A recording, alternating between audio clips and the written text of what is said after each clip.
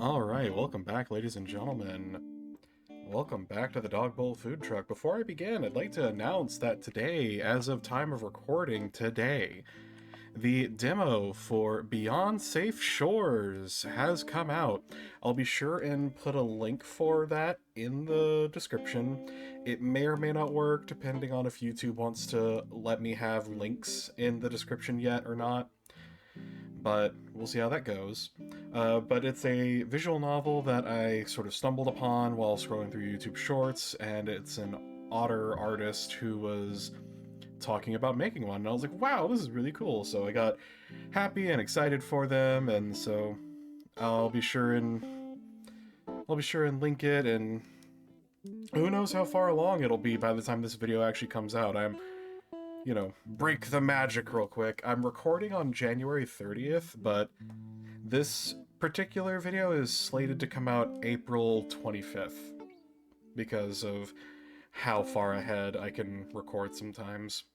I know that's kind of bad form or breaks the magic, but I mean, I like transparency in that regard.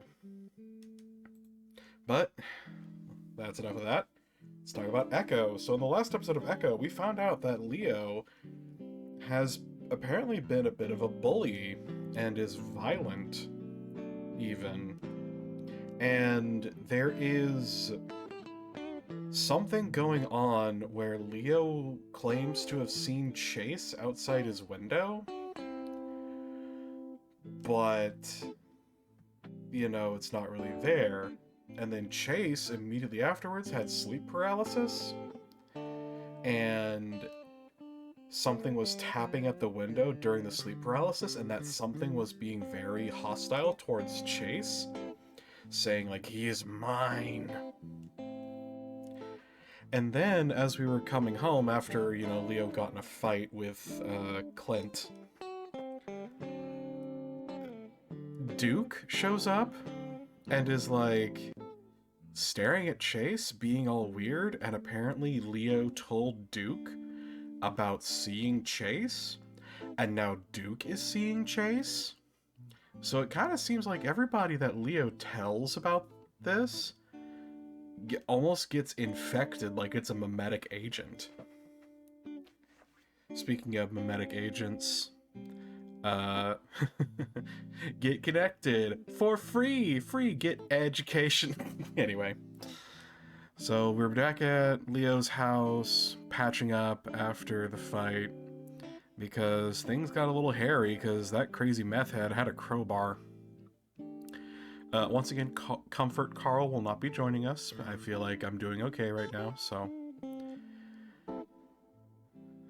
it's been a long time since I last saw him shirtless, and he's kind of changed.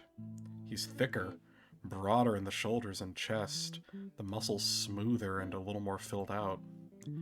I swallow and start to dab the alcohol into his cuts. He makes no indication of feeling any pain, instead swishing his tail around and flicking it up between my legs.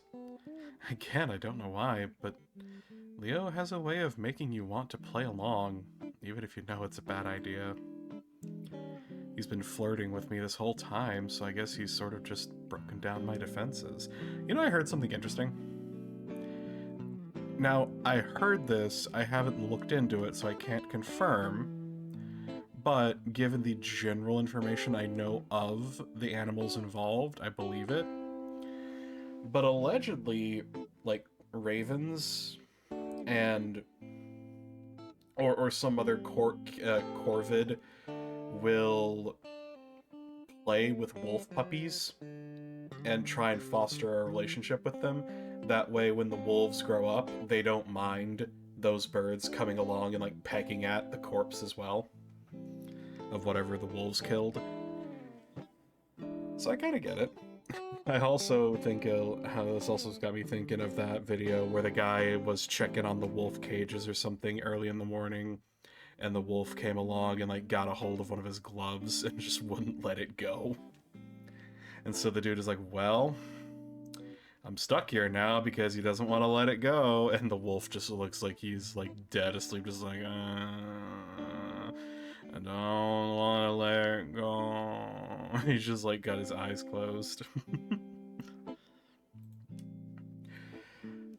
Once I finish rubbing the alcohol, I let a paw linger on Leo's hip. We both stay like that for a while, until Leo finally turns around, leaning back against the sink. Oh.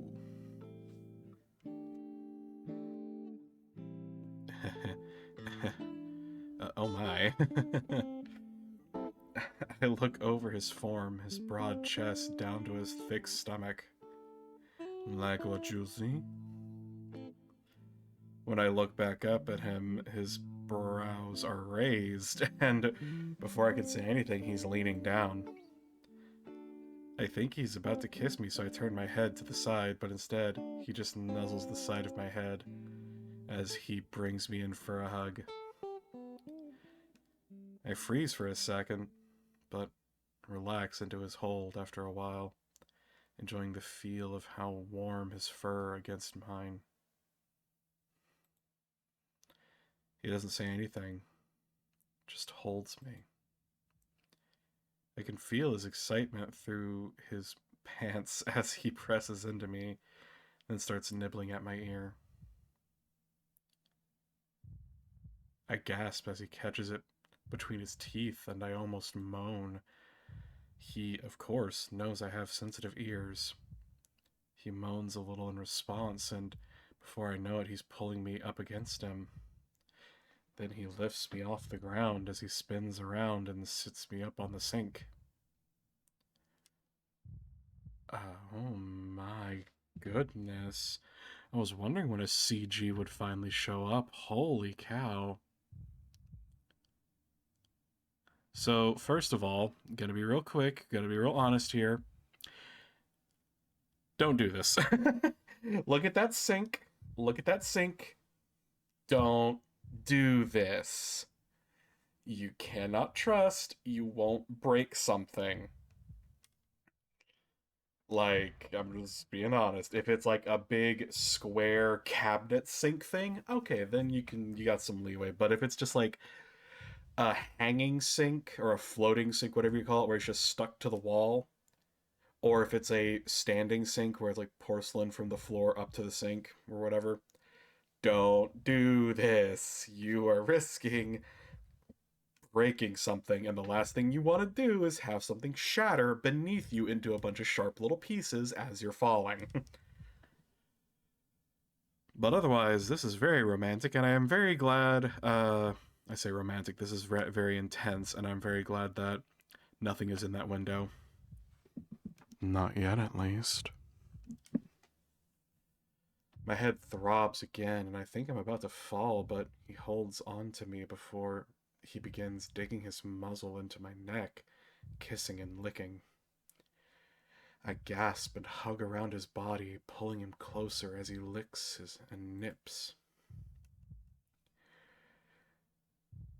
Leaning my throat back, I expose more of my neck to him, closing my eyes as the back of my head presses against the mirror. Leo growls, his paws sliding up under my shirt, feeling up my stomach before moving to my chest. Fucking hell. He moans it, sounding like he just scratched an unreachable itch. Like he has just had his first drink of water in days. Leo. I gasp, about to tell him to stop, but then his tongue burrows past my fur to lick to the skin, and my eyes roll. He pulls back finally, and I lower my gaze to meet his. His tongue is hanging out, making him look a little goofy.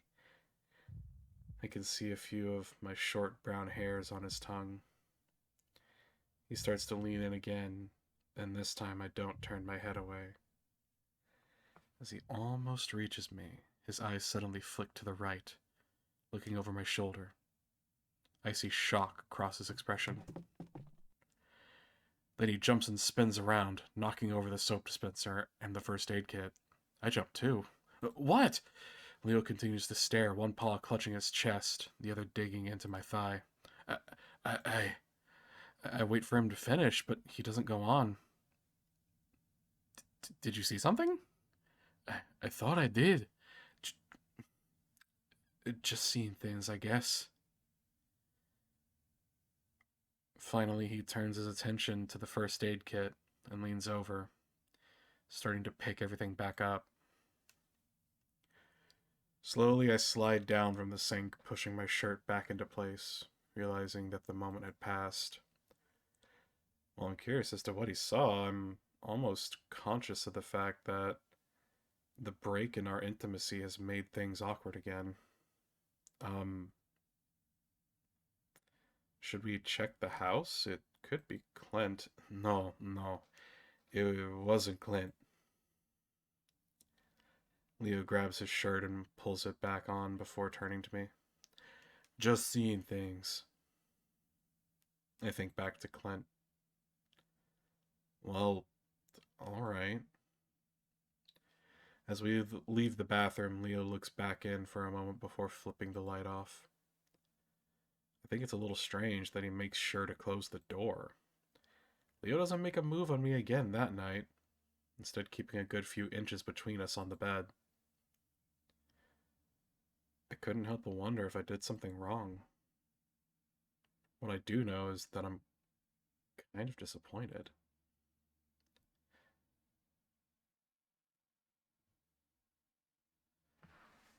Another vacant Thursday, it seems. Okay. Uh,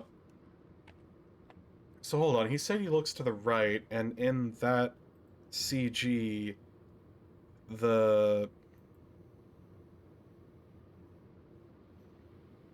So he looks to the right, and in the CG, the window was to the left.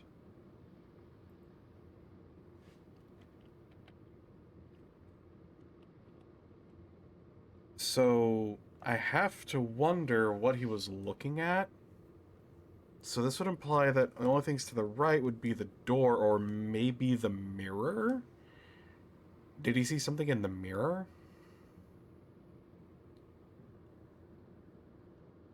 Because again, like my working theory right now is that whatever dark force is in Echo has taken Leo's wants and obsessions and desires over Chase and sort of congealed together into some strange idealized apparition of Chase that is just as obsessed with Leo.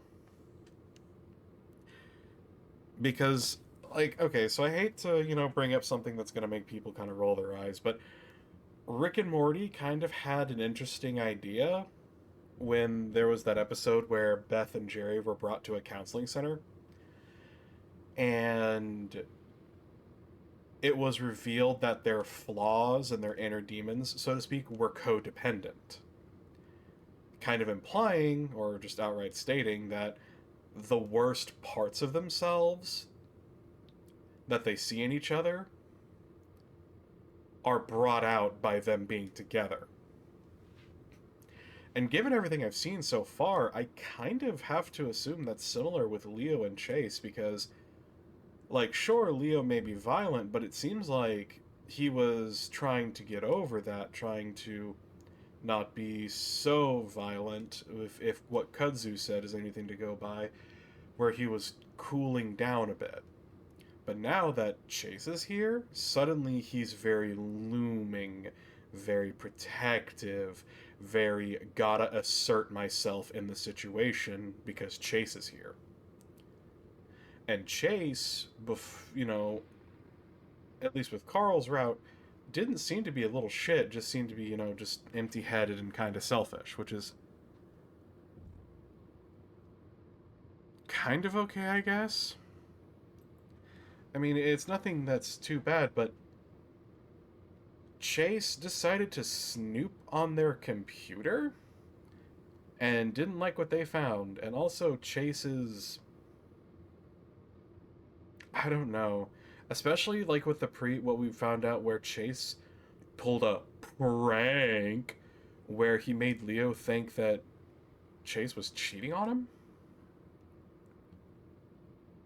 Like, it sounds to me like these two, when they're together, they bring out the worst parts of each other. So, I don't know. but let's move forward. So Thursday. By morning, Leo seems to have perked up a little. It starts with some good news from Flynn. Carl had been in the crawl space. According to him, it had been too hot to sleep anywhere but there. Of course, that's fucking insane, but it's definitely something Carl might do. In better spirits, Leo suggests we go out to some burger joint, to which I agree. On the way, we chat about my project. So obviously I don't want to spend all of our time just having fun. You have a project to do after all. Yeah. I don't remind him that most of this messing around has been his idea. Though we do need to hang out with DJ today, if that's okay. I promised him we would yesterday. He's been feeling kinda down, obviously.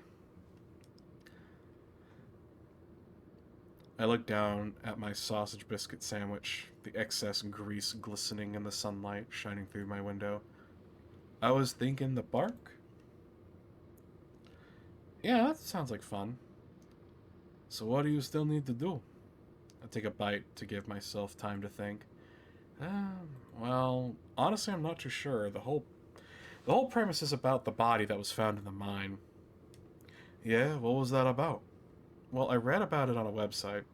Apparently some guy's mutilated body was found in the mines and everyone in the town lost their minds. A website? Yeah.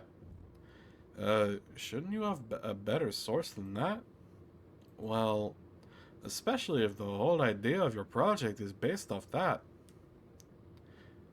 I blush. Someone like Leo chastising me about journalistic integrity is kind of embarrassing. Well, given, again, out-of-universe knowledge of Leo, that's a bit ironic for him to say. But actually, wait, no. I strike that. It makes perfect sense. 2016 would have not been a good year for Leo. Anyway. It's not that he's stupid. I guess I'm just used to feeling like the brains of our little dynamic. I mean, it's cited. I just need to get the book, which is something else we'll need to do. Do you have a library card? No. Wow. Surprising. But I could sign up for one. Leo nudges me. Don't be bitter. I just want you to do a good job. I'm the one that went to college. I know what I'm doing. Leo laughs. You know I read a study about college kids. A study? Sounds like something you wouldn't know about considering you didn't go to college. Jesus, again! Again with the... That is some snark. That is some cheek, Chase. Right. Anyway, it was about how college doesn't make you smart, just more liberal. Oh. Oh. Uh-huh, so is that a bad thing? Well, paying $20,000 a year to get indoctrinated just doesn't appeal to me. I frown. Is that why you stopped going, or have you just been looking up these studies to make yourself feel better about quitting? Leo pauses. That's a strong word. I guess I just realized that what I had was good enough. My dad makes more than most college grads, and he's teaching me about the trade, too. Leo pauses as he changes lanes around the massive 16-wheel carrying what looks like steel. And I'm already certified. Okay. Where exactly are you going with this? I just want to make sure you're okay with that is all. Oh, well, I'm not Jenna. As long as you're doing what you want, I really don't care what it is you decided to do. Leo smiles.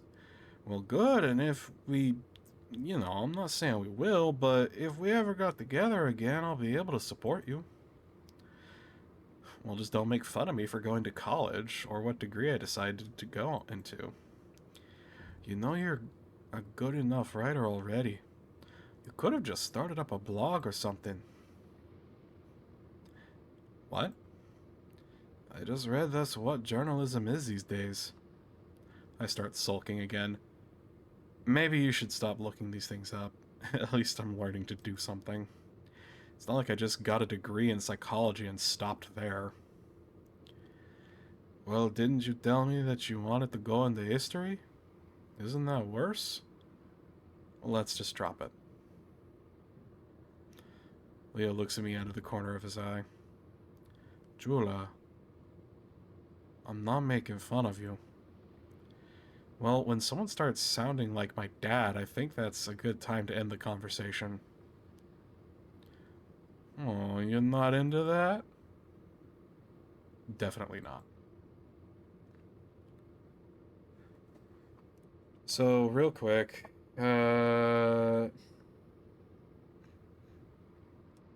just gonna put this out there real quick, just so everybody knows. There is no shame, there is no problem, there is nothing wrong if you decide to go to college, if you decide to go to trade school, or if you decide to skip all that. So long as you are able to provide for yourself and be happy, that is all that matters. Just putting that out there. That is how it is. You know, I've made it a point several times now to bring up how I made a scatter plot and saw the price of college and this and that and realized it wasn't going to work for me, so I skipped it. I have a few friends who went to trade school and now they're welders and whatnot, or like my sister and my dad, they're electricians. And they make some pretty good money. And then there's other people like me and a lot of the people that I know who just said screw all that and we just went straight to the workforce. I struggled. It's by far one of the, if not the most difficult path I could have chosen. But I'm providing for myself. I'm able to do what I need to do and get what I need to get, and then I've got extra left over where I can be happy. At least for now, you know. You know, you're just hoping that none of that changes, but it's hard to decide what path is proper for yourself. You should just make sure that when you do talk to people about their future plans, that you are very careful with how you word it, because you're basically judging somebody for the you can easily imply or otherwise pass judgment on people for their life decisions. And on top of that, a lot of these studies you have to be careful of. Like, to me, it's less important that you look at. Okay, so like the argument of college is just there to make you more liberal, that's a very specific string of words that a very specific group of people have said. The simple fact is that a degree of cosmopolitanism is to be expected from going to college. That doesn't make you more liberal, it just makes you more understanding, I guess is a better way of saying that. You know? There is, and again, I'm trying to be careful because I do not want to get into politics or the political aspect of this. That is not what I'm here for. I'm not here to get people mad. I'm not here to be called, you know, a dumb lib or a rightoid or a fence rider. I'm not here for that. It's about, because I'm a dog on the internet. If you're taking political advice from a guy who pretends to be a dog on the internet who's reading gay furry smut, then I need to question. I really need to question what your view of what's important politically is, But that being said, I'm just here to provide assurances, affirmations, and maybe a little bit of life advice here and there, and share my life experiences. But so yeah, it's just this is a very dicey conversation to have because it's fraught with misinformation and misconceptions. But let's move on. We drive in silence for a while as Leo pulls out his food from the brown, grease stained paper bag. As we're heading back, he nudges me.